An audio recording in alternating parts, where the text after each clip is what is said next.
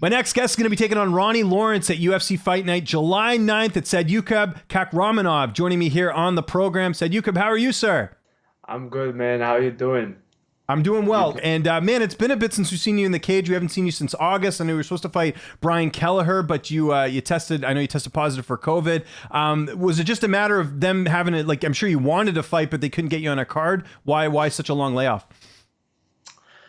I think it's such a layoff because the most of the cars are full, and then it was just a lot of people just didn't want to fight me. It was a lot of time. There was short notice opportunities. Every time they put my name out there, they just never want to fight me in the short notice. That's why it was a little bit layoff. But we did have a fight in March, but it was a little. They kind of we agreed to a fight, and then they never signed the contract. It was just little games, but it's okay. We're here now. We're like almost like 2 weeks, 3 weeks away from a fight, so we're good. And you were telling me off air, and I was kind of looking on your Instagram. You're actually in Spokane, in Washington, training out there. How did you end up training out in Washington State, my neck of the woods, Pacific Northwest? Yeah, well, I trained here before too. I trained here before I for Oscar. I trained here before. I know Coach Pablo since almost 5 years. He has a gym here, the Warriors camp. Very good, it's good people out here. Good jiu-jitsu gym. Um, Also it's cheap to live here. You know what I mean? I was in Irvine, California, man. It's expensive out there, so I couldn't afford it. That's why I had to make a move, and it's still good times here. I love it. It's the closest thing to back home. It's mountains and beautiful weather, and I just love it here. Yeah, that's awesome. And that's Pablo Alfonso, right? Is the coach that you're working with, Yes, right? Yeah, I I know love. Pablo. Yeah. Yeah, that's cool. That's awesome, man. And obviously, good weather too, because it doesn't get like extreme in the Pacific Northwest, right? Like it probably rains a lot, at least because I know we're getting similar weather. So it rains a bit, you get a bit of sunshine, but nothing like too hot, too cold, right? Because you used to live in Chicago. I know it gets really cold in the winter there. Yeah, Chicago is really cold, man. It's I hear it's beautiful. Sometimes it rains a lot too, yeah, but it's sunny, it gets sunny too. It's beautiful, It's just balance. So one day it's rain, one day it's sunny. It's all over. It's a good place to be here. Yeah. No, I agree with that. Let's talk about Ronnie Lawrence, who you're fighting here, UFC Fight Night, July 9th. What do you know about him? How do you feel like you match up against him here? Ronnie Lawrence. I know him from. I used to see him back in when we were like regional, seeing that when I was 2-0, 3-0. I seen him before. I know him before. But what I know is he doesn't really. He's just a fighter. I feel like he got into UFC because he just was able to manage his opponents good. He didn't really fight anybody good. I Mhm. mean, if you look at him, he's a decision machine. He never finishes anybody. Even his last three fights, they all go decisions against people got no wrestling takedown defense. It's just all over. I don't know. I see him. I feel like I'm gonna get the finish. Who are you mainly getting a chance to work with over there in Spokane? Who have been some of your main training partners? I train with Terrance McKinney a lot. We have some great sparring rounds. He's a tall, big kid. I go with Terrance McKinney, and then we have a Michael Sierra. We have some other really good up and coming, really good, really, really good guys that are in the gym. So there's a lot of bodies for me here. Who's going to be in your corner for this fight? It's gonna be Pablo Alfonso, my own brother, and then my boxing coach from Chicago, Ricky Ledesma. Oh, cool. And you said you're going to get a finish. How do you see the fight playing out on July 9th? Watch me July 9th, and you'll find out. There you go. He might be watching this interview. You don't want anyone getting any insight. I wanted to. Did you happen to catch the UFC 275 card last weekend? Of course, man. I watch every card. If you see my Twitter, I've been tweeting all the time. Yeah. What did you think of Yuri Prohaska winning the light heavyweight title? One of the best fights I've ever seen.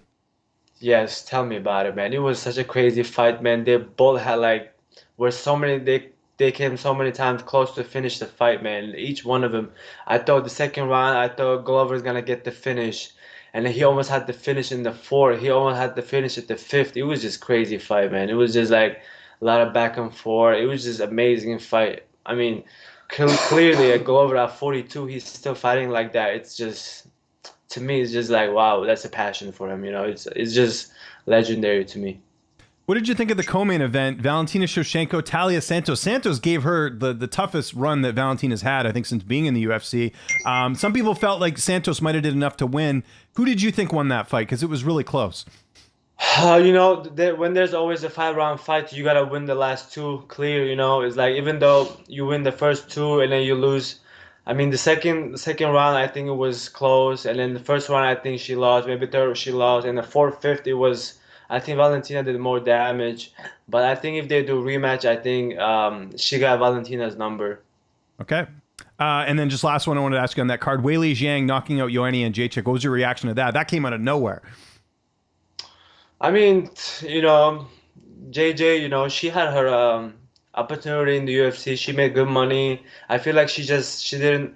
I mean, after she became champion, I don't think she was working hard. Like, she got the money. She's from Europe out there. They treat you different when you're UFC champion. You have everything for free. You got good life, good cars.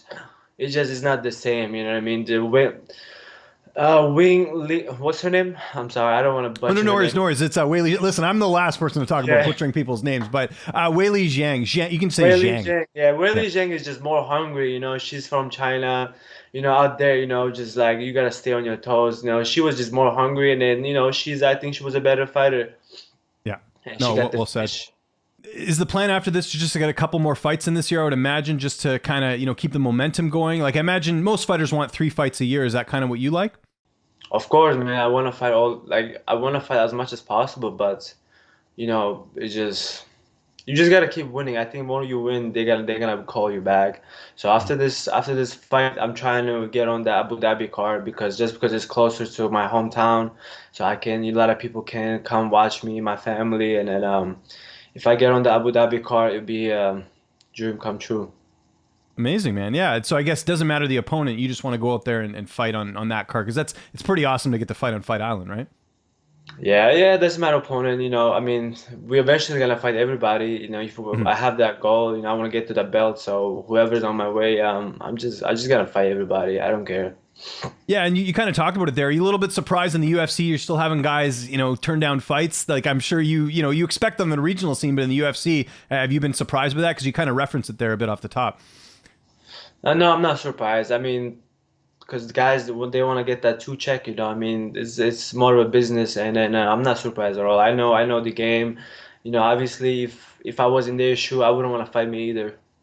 Okay, I like the honesty there. And what do you think is going to happen with the bantamweight title? We still don't know what's going on. Obviously, Sterling's the champ, but do you think it's going to be TJ Dillashaw? Do you think it's going to be maybe Aldo? Because I don't know if Dillashaw is still healthy. What do you think is going to happen, or what would you want to see happen next?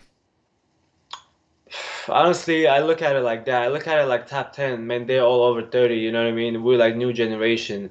By the time I get there, I don't think Aldo's gonna be there. I don't think Aljamain's gonna be there. I don't think TJ's gonna be there. So I mean, I see TJ beating Sterling because TJ he has better ground game than Peter Yan, and his striking is way better than Sterling. So I think TJ's gonna pull it off again. He's gonna be champion, and then I think he might fuck up after that, lose his title, and then we're gonna take over after that. And my last question, I have to ask this as a Canadian: have you gone to any Seattle Kraken games, being in Washington State? I know the NHL's the Stanley Cup Finals going on right now, but would you ever go to a hockey game in Seattle? No, man, I don't. I have no idea what's going on. I don't even follow none of that stuff. I'm just like go to gym, I come home. I don't even go out because Spokane is such a weird town. It's just like every time I tried going out, went out a few times, but it's just not my scene out here. It's like college town. It's just bar hopping. I don't do that.